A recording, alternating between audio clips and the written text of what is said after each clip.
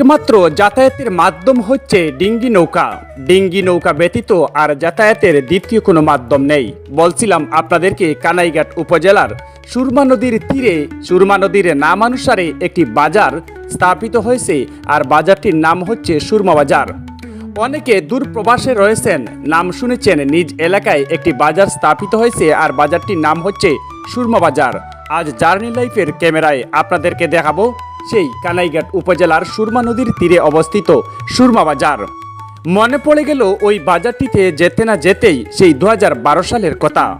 কোনো এক কারণেই বারবার ওই এলাকায় যেতাম। যাই হোক, বলেই দিচ্ছি আপনাদেরকে চাকরির সুবাদে যখন নদী পার হয়ে ওপারে যেতাম বর্তমান সুরমা বাজারে, সেখানে একটি পান খাওয়ার মতো কোনো হাট বা দোকান ছিল না। যাই হোক, কিছুই ছিল না।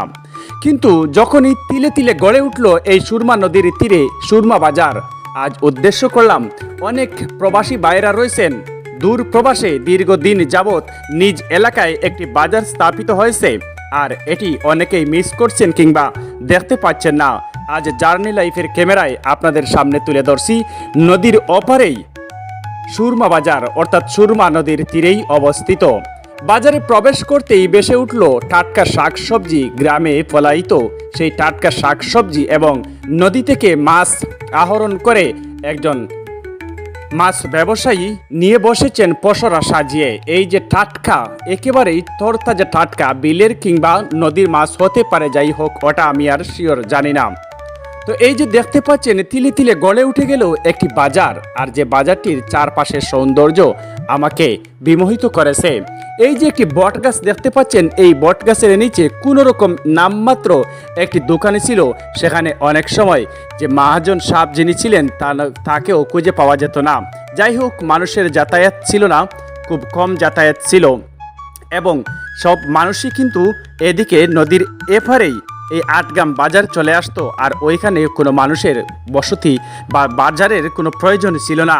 যাই হোক, যখনই প্রয়োজন গড়ে উঠল, ওই এলাকার মানুষের এক মিলন মেলা তৈরি হয় এখন প্রতিদিন বিকেলে এই সুরমা বাজারে। এখন এই যে দেখতে পাচ্ছেন হার্ডওয়্যারের দোকান এবং ওয়ার্ল্ডিংয়ের দোকান সহ বিভিন্ন মার্কেট স্থাপনা গড়ে উঠেছে। আর এই যে ডান পাশে যে রাস্তাটি দেখতে পাচ্ছেন, সেই রাস্তা দিয়ে যেতে হয় এই যে দোনা পাহাড়ে এবং কাশিয়া পুঞ্জি সহ বেশ বৃহত্তর এলাকায় একমাত্র যাতায়াতের রাস্তা হচ্ছে এটা। ওই এলাকার মানুষ যখনই তাদের প্রয়োজন মনে করলো যে এখানে একটি বাজার স্থাপন করার প্রয়োজন, তখনই তিল তিল করে গড়ে উঠল এই যে সুরমা বাজার। আর খুব শীঘ্রই এই বাজারটি অনেক বিস্তৃতি লাভ করবে এবং ওই এলাকার মানুষের জন্য নিত্যপণ্য দ্রব্যাদি ক্রয় বিক্রয়ের পথ সুগম হবে বলে আমরা মনে করি। যাই হোক, অনেক প্রবাসী ভাইরা রয়েছেন দীর্ঘদিন যাবৎ নিজ এলাকার চিত্র দেখতে পাচ্ছেন না। আপনাদেরকে দেখানোই হচ্ছে আমাদের এই ক্ষুদ্র প্রয়াস। আপনারা কে কোথা থেকে আজকের এই ভিডিওটি উপভোগ করছেন জানিয়ে দিবেন। আর যদি ওই এলাকায় আপনার বাড়ি হয়ে থাকে, তাহলে কোন গ্রামে আপনার বাড়ি ছোট্ট একটি কমেন্টে জানিয়ে দিবেন। তো যাই হোক, আপনাদেরকে দেখানোই, আপনাদেরকে আনন্দ দেওয়াই হচ্ছে আমাদের মূল উদ্দেশ্য এবং লক্ষ্য। জানি না আপনাদের কাছে কেমন লাগছে আজ কানাইঘাটের সুরমা বাজারের এই যে দৃশ্য। স্মরণ করিয়ে দিল সেই 2012 সালের কথা। আর 2012 সাল থেকে আজকে 2025 সালে এসে এখানে একটি বাজার গড়ে উঠল, আর খুব শীঘ্রই এখানে মার্কেট হবে এবং আভিজাত সুপার মলও হতে পারে, সেটা কাল্পনিক কিছুই নয়। প্রতিদিন গড়ে উঠছে এখানে হাজার হাজার টাকার ব্যবসা বাণিজ্য হচ্ছে এবং গড়ে উঠছে একের পর এক স্থাপনা, এবং খুব শীঘ্রই এখানে আরও অনেক কিছু হতে পারে।